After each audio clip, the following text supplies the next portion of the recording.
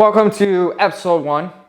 No, definitely not episode 1. I think we're at 3 now, Abigail? Episode 3 of trying to get these two running. I'm going to try a different approach this time, doing a little bit of tearing into them as well. Also, I have a special guest today who's probably going to be helping me out. You're going to help me out today? Maybe. But let's get started.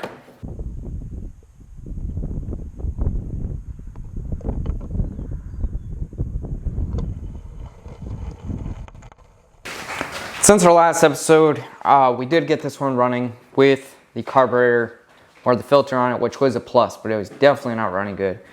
But because we did tear down all the way to the head, I think the valves might be a little out of adjustment, so hopefully that clears it up. The only thing that's really concerning me right now is there was oil on the spark plug on the old one. Abigail.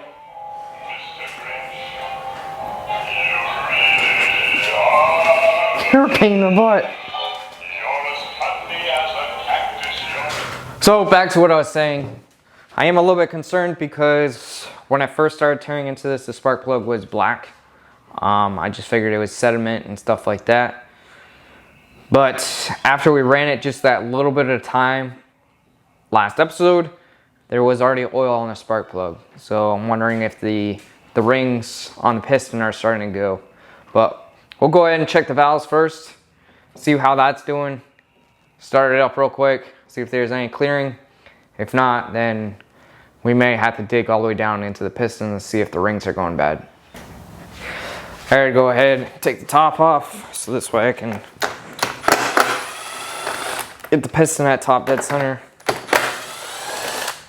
to check the clearances.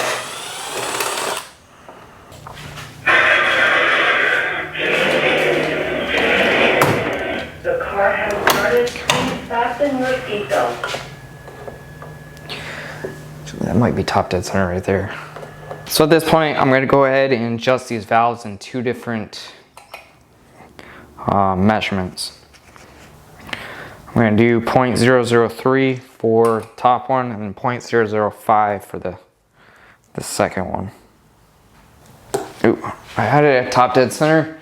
I got to go 1/4 of a pinch past it to give a good reading. So I'll take a screwdriver this time.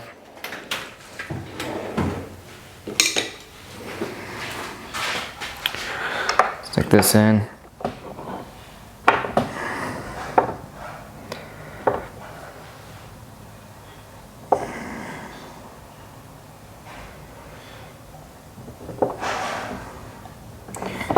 Readjust this.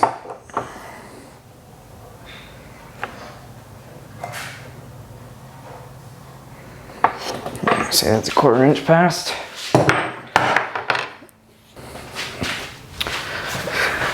Had to sit down there for after a while because it takes a little bit of time to adjust them just right, because you have that the torque spit in the middle, and then you got your nut down at the end, and it was just hard to get everything precise. But right now, a little bit of resistance on the 0.005, and then same with the 0.003.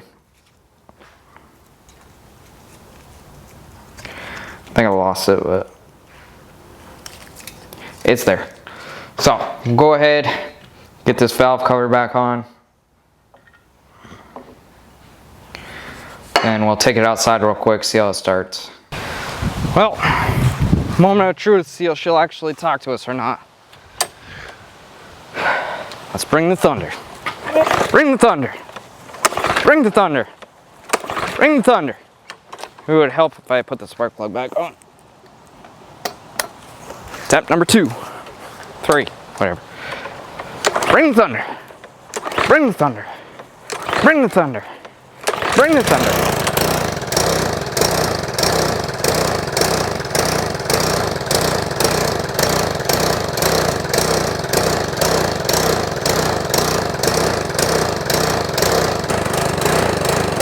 Sounds like she wants to come back around.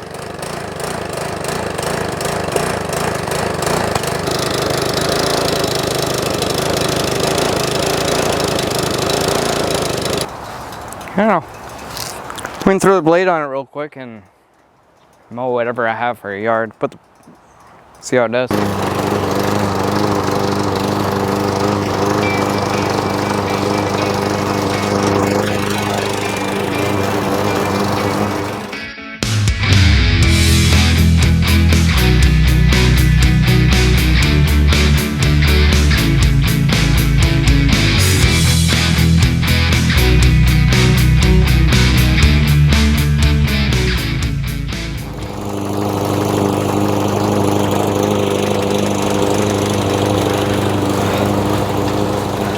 So other than the rough idle, it is running. I know it's not exactly what I'm striving for, but my main goal was to make sure that this lawnmower would run with the air filter on it so you could utilize it. One thing that I'm still going to look at is once it cools down a little bit, I'm going to take the spark plug off and see if there's any oil residue on that. Because I don't know if you noticed when I started up the second time, there was a little bit of blue smoke coming out of it. So once it cools down, we'll check that and we'll see how it goes. Let's go ahead and get this spark plug out. Come on. Let's see what it looks like.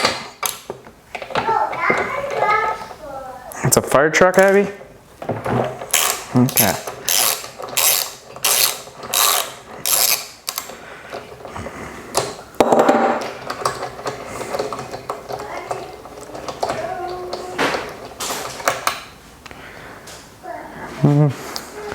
Looks pretty clean right now.